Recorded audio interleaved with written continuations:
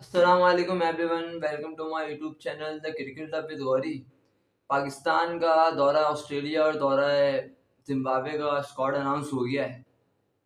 दौरा जिम्बाब्वे से बड़े बड़े नाम बाहर हैं और इम्पोर्टेंट कप्तान थे आपके। मैंने आपको ऐसे कल बता दिया था कि कल पीसीबी चेयरमैन की मोहम्मद रिजवान और सलमान अली आगा से मीटिंग हुई है, वर्ड टू वर्ड मीटिंग हुई है। तो था तो यही, रिजवान को ही कप्तान बनाना था इन्होंने, क्योंकि अगला कप्तान होने पे से बाबर अकबर रिजवान ही था।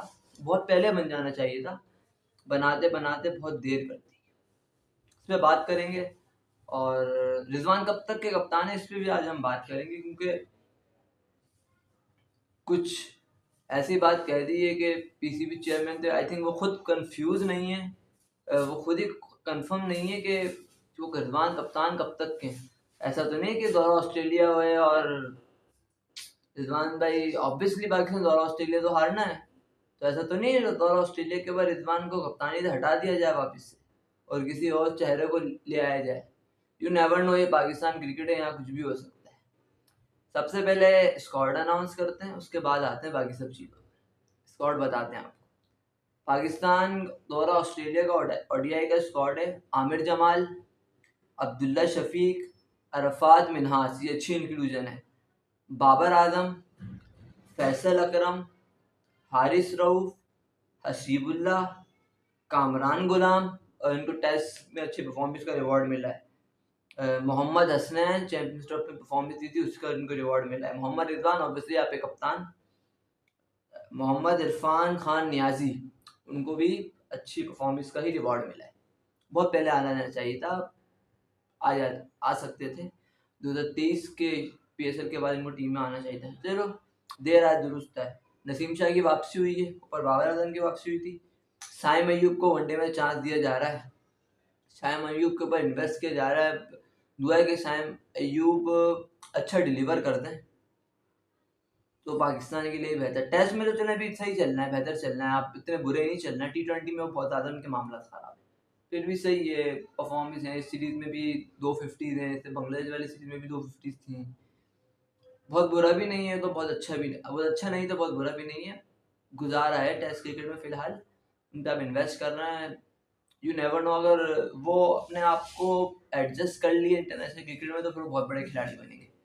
तो मेरा मानना ये है कि इस वक्त बाबर आजम के बाद, उसके बाद अगर कोई ऐसा कोई ब्रांड बनेगा ना पाकिस्तान क्रिकेट में, वो साइम अयूब है। अगर साइम अयूब इंटरनेशनल क्रिकेट में अपने आप को एडजस्ट कर लेते हैं। उसके बाद आपके वाइस कैप्टन सलमान अली आगा और शाहिनशाह अफरीदी की भी वापसी हुई। अब आ जाते हैं ऑस्ट्रेलिया के T20 स्क्वाड पे।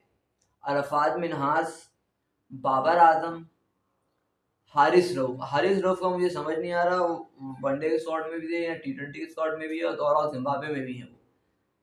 हसीबुल्ला, हसीबुल्ला का मुझे यहाँ समझ नहीं आया। हसीबुल्ला को आप वनडे में डाल सकते थे, वनडे में आपने डाला है हसीबुल्ला को, वनडे में भी डाला है, लेकिन T20 में मेरे ख्याल से मोहम्मद हारिस को होना चाहिए था। उसके बाद जहानदाद खान, इनको भी इनके परफॉर्मेंस का रिवॉर्ड मिला है। चैंपियंस कप में बहुत अच्छी बॉलिंग कराई थी और ऑल्सो बैटिंग अच्छी करी थी। ऑलराउंड परफॉर्मेंस थी इनकी, बैट से भी रेफरेंस थे।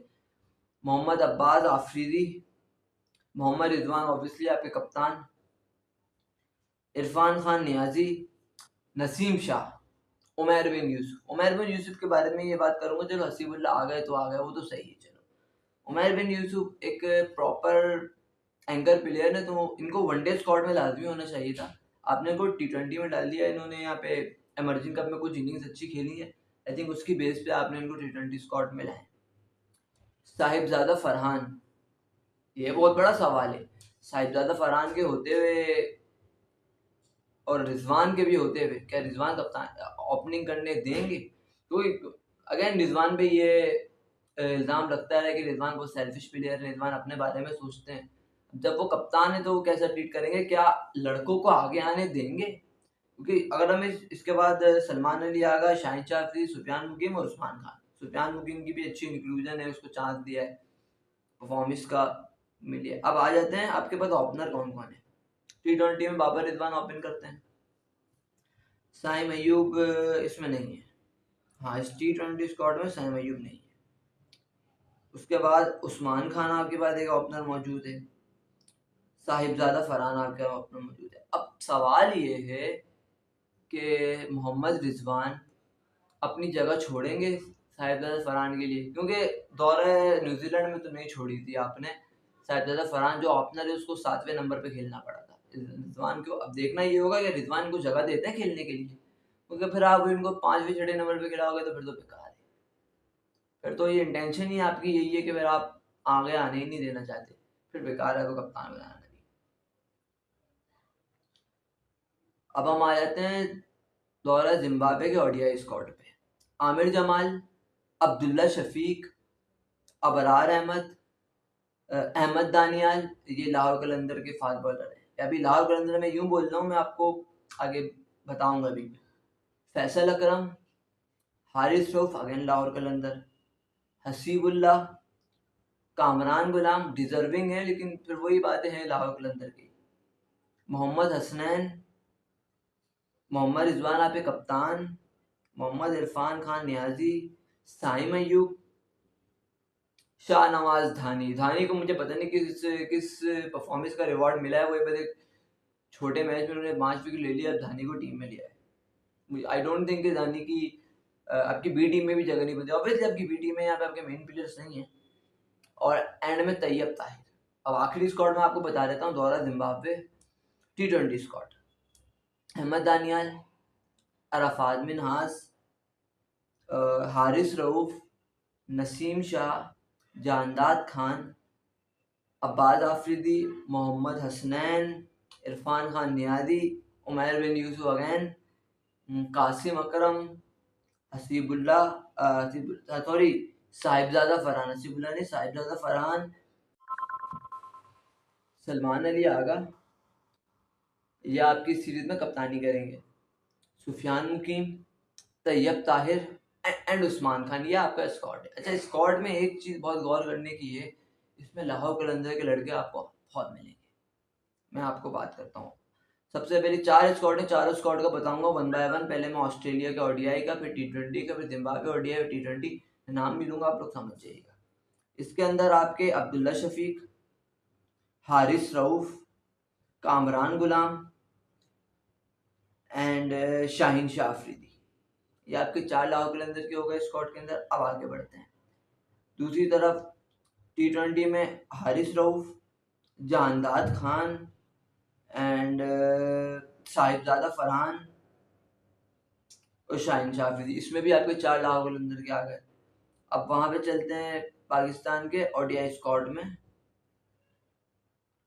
अब्दुल्ला शफीक जिम्बाब्वे के, अब्दुल्ला शफीक, अहमद दानियाल, हारिस रऊफ, कामरान गुलाम और बस और कोई नहीं है भाई, ये 4 ही हैं इसमें भी।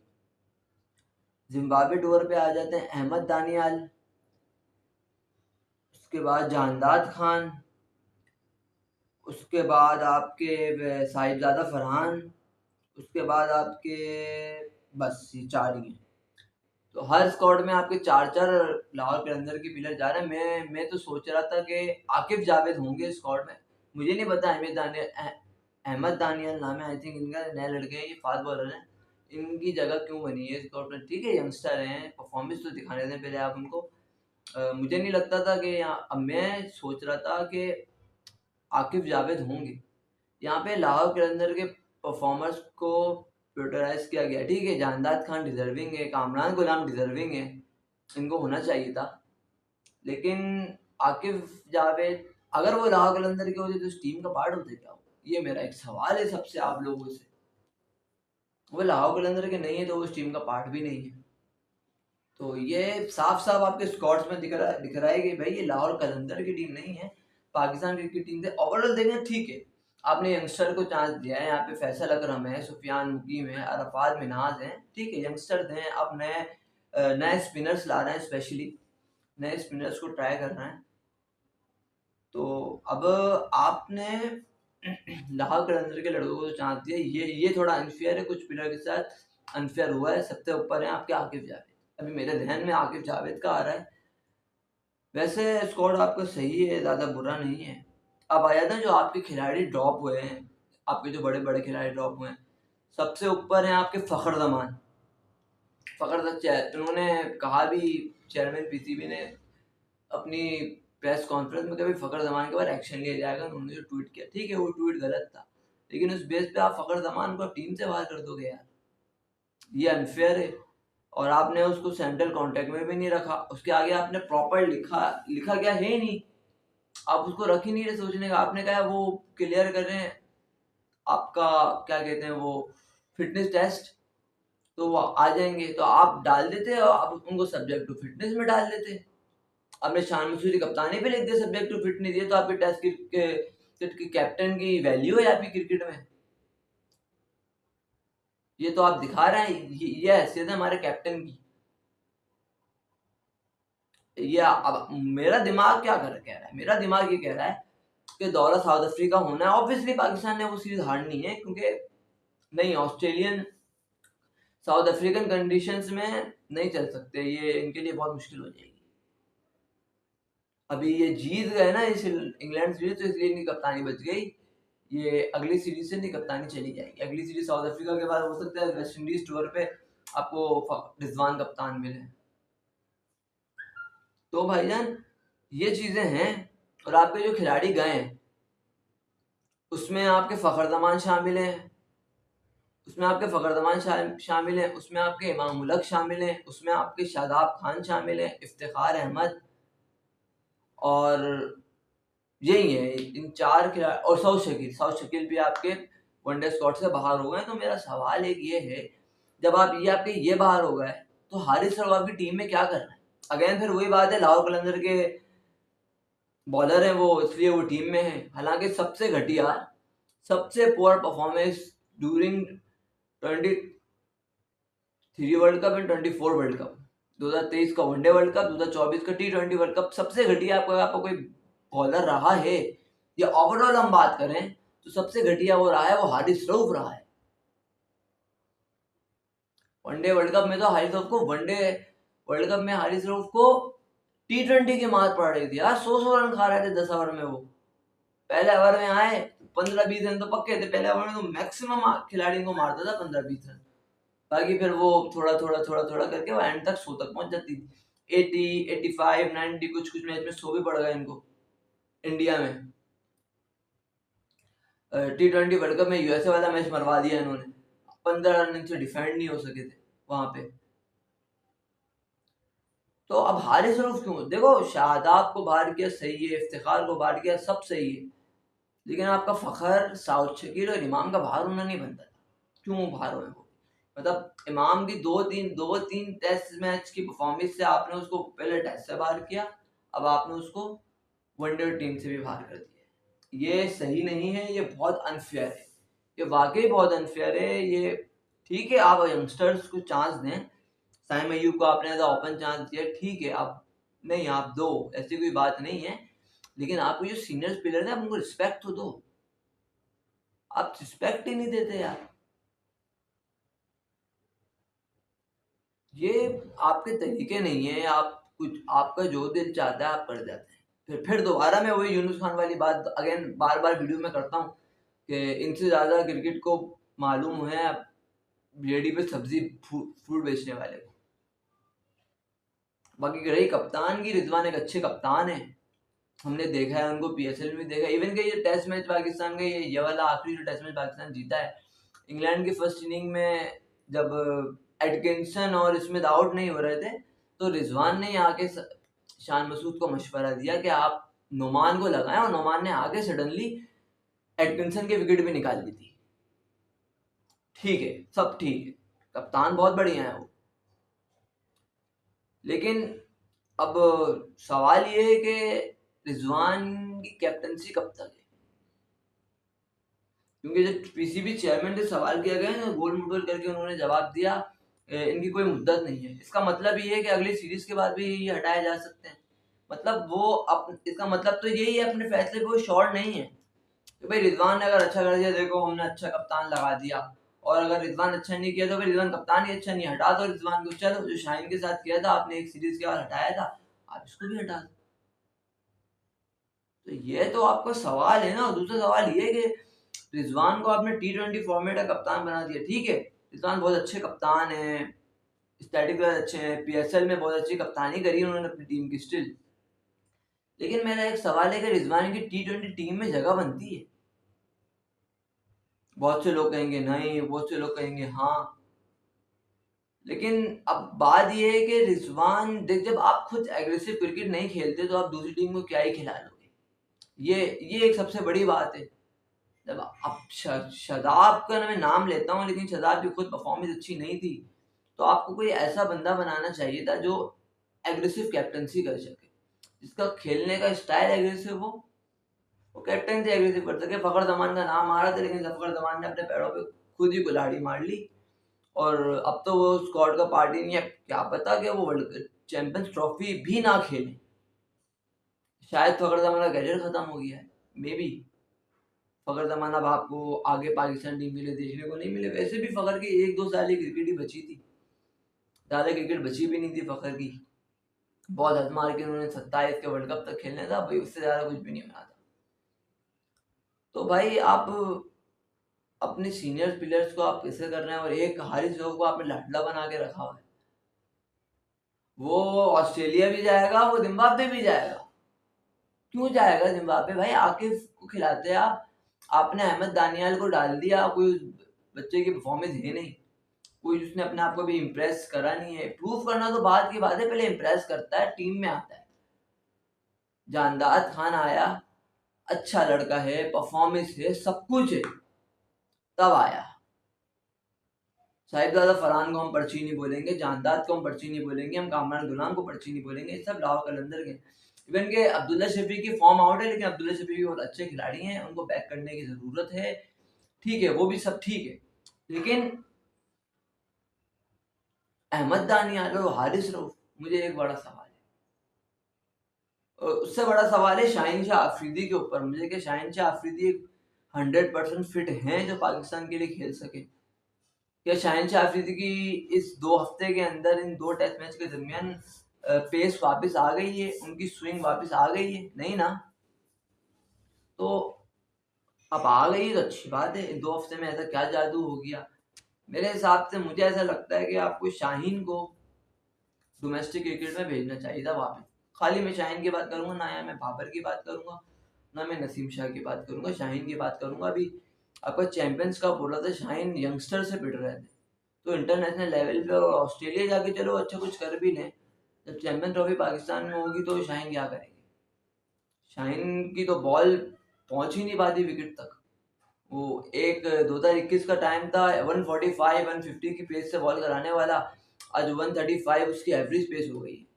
एवरी बॉल तो छोड़ दो, उसकी एवरेज पेस 135 हो गई। एक तो 30 32 33 ये चल रही है शाहीन की पेस, और उसके साथ साथ स्विंग भी नहीं रही, स्विंग भी खत्म हो गई।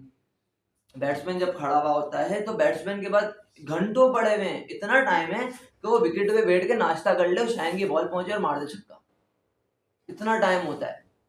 जब एक खिलाड़ी को आपको खेलने की आदत 150 की स्पीड से हो, फिर उसके बाद अचानक उसकी पेस गिरे और जो उसकी पेस वापस ना आ रही हो, तो उसके लिए फिर बहुत, हाँ एक बॉलर है कि वो स्विंग, जैसे मोहम्मद आसिफ था, वो पेस उसकी कम थी, उसके बाद स्विंग थी, लेकिन वो स्टार्टिंग से ऐसा था, वो स्टार्टिंग से ऐसा नहीं था।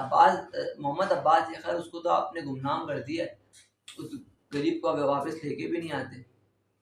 तो ये तरीके सही नहीं है। आपने इनजस्टिस, बहुत से लोग, इमाम मलिक के साथ इंजस्टिस किया, फखर जमान के साथ इंजस्टिस किया। आपने आकिफ जावेद, नया लड़का, आपने उसको इमर्जिंग एशिया कप में इसलिए नहीं भेजा कि ऑस्ट्रेलिया टूर आ रहा है, हम उसको ऑस्ट्रेलिया टूर में लेके जाएंगे, यहाँ पे उसका नाम ही नहीं है, और कोई नाम ही नहीं ले रहा। सेकंड बेस्ट बॉलर था आपके चैंपियंस कप का, वो जो फर्स्ट था हसनैन, उसको चांस दिया आपने, आप उसको ले आए स्क्वाड में। जहां हम इस सीरीज, इंग्लैंड सीरीज के ऊपर जहां हम आकिब जावेद की तारीफ कर रहे थे, तो यहाँ क्रिटिसाइज करना बनता है कि भाई आपने क्यों नहीं डाला। आपको सेंट्रल कॉन्ट्रैक्ट आता है तो उसमें फखर जमान का नाम ही नहीं है। आपके टेस्ट कप्तान शान मसूद के आगे लिख दिया सब्जेक्ट टू फिटनेस साउथ, और आपने परफॉर्मेंस में तो कोई कंपेयर ही नहीं किया, इन फॉर्म प्लेयर और बैट फॉर्म प्लेयर कंपेयर ही नहीं किया। साउथ शकील नीचे के यंगस्टर के साथ लगा हुआ है, उसने आपको टेस्ट मैच जिता दिया।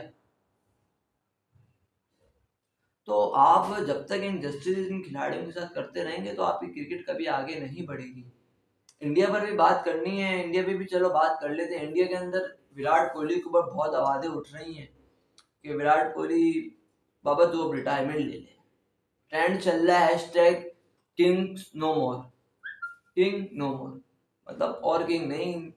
और मुझे ऐसा लगता है कि एक बॉर्डर गावस्कर ट्रॉफी ऐसी ट्रॉफी है जो विराट कोहली के टेस्ट करियर को डिफाइन कर देगी। अगर हालांकि विराट का ऑस्ट्रेलिया में रिकॉर्ड अच्छा है, वहाँ पे बहुत अच्छा खेलते हैं विराट। अगर विराट ने ऑस्ट्रेलिया में रन लगा दिए बोल, फिर तो आई थिंक वो आगे अपनी टेस्ट क्रिकेट को कैरी ऑन करेंगे।